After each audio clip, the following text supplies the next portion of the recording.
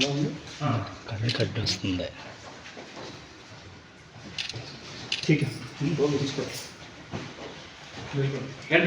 ఈరోజు జిల్లా head quarters PSR జిల్లా హెడ్ క్వార్టర్స్ పార్టీలో గతంలో అబూజ్ మాడ్ ఏరియాలో పనిచేసిన వాళ్ళు కడతి హిడిమే అలియాస్ అంజు ఎంఐ డివిసిఎం ర్యాంక్లో పనిచేసిన మాడ్ ఏరియా కమిటీలో ఈ అమ్మాయితో సహా భీమా అలియాస్ మనీష్ అతను కూడా ఏసీఎం ర్యాంక్లో మాడ్ ఏరియాలో వర్క్ చేసేవాళ్ళు.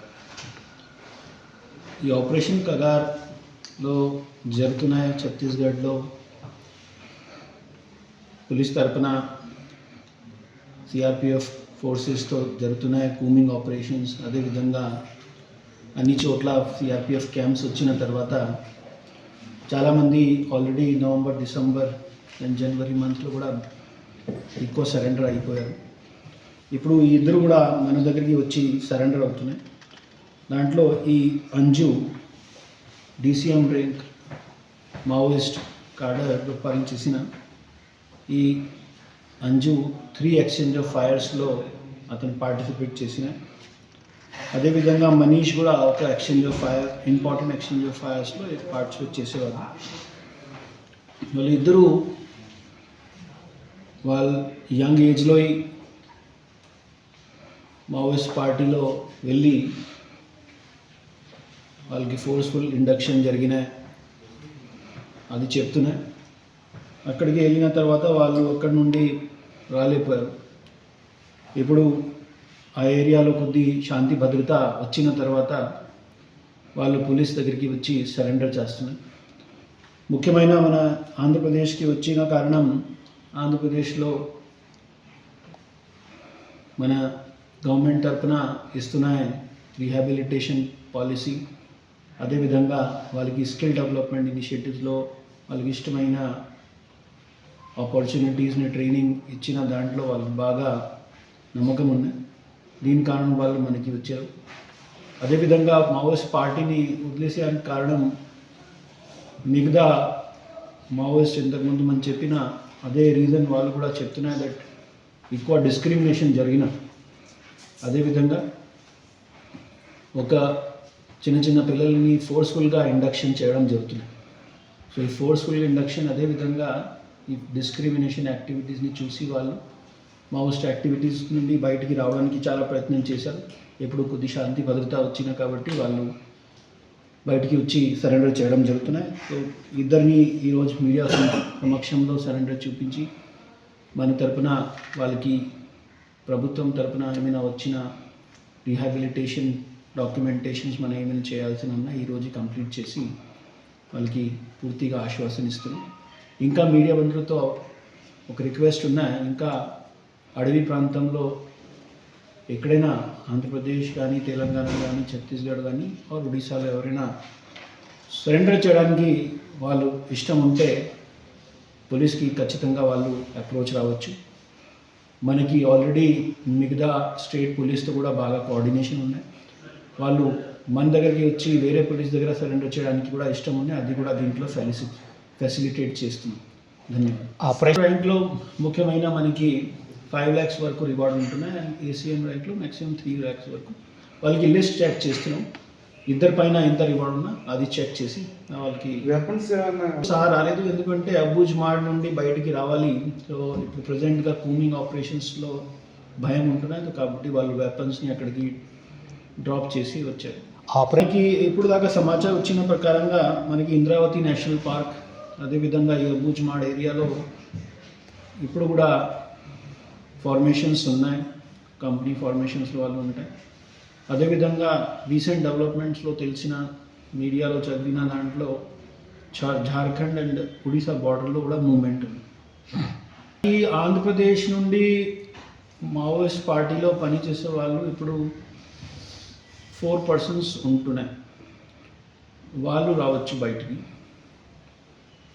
ఇంకా ఈ 4 persons కూడా ఇంపార్టెంట్ ర్యాంక్స్లో సీసీఎం కానీ ఎస్జెడ్సీఎం ర్యాంక్లో పనిచేసేవారు. ఇంకా కింద స్థాయిలో ఏఎస్ఆర్ జిల్లా కానీ పోలవరం నుండి ప్రజెంట్ సమాచార ప్రకారంగా పార్టీలో పనిచేసే వాళ్ళు ఎవరు లేదు.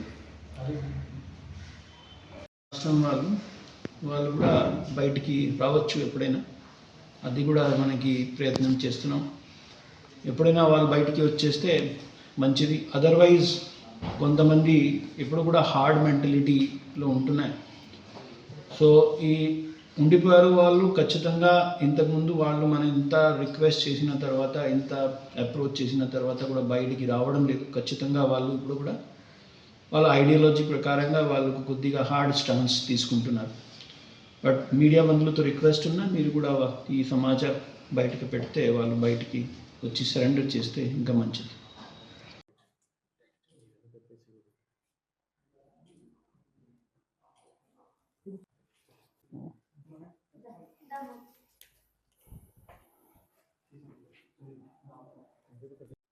ఈ ఆపరేషన్ కగార్లో జరుగుతున్నాయి. ఛత్తీస్గఢ్లో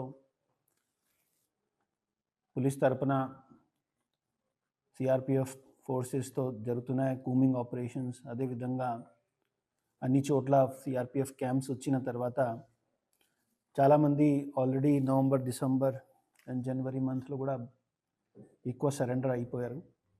ఇప్పుడు ఈ ఇద్దరు కూడా మన దగ్గరికి వచ్చి సరెండర్ అవుతున్నాయి.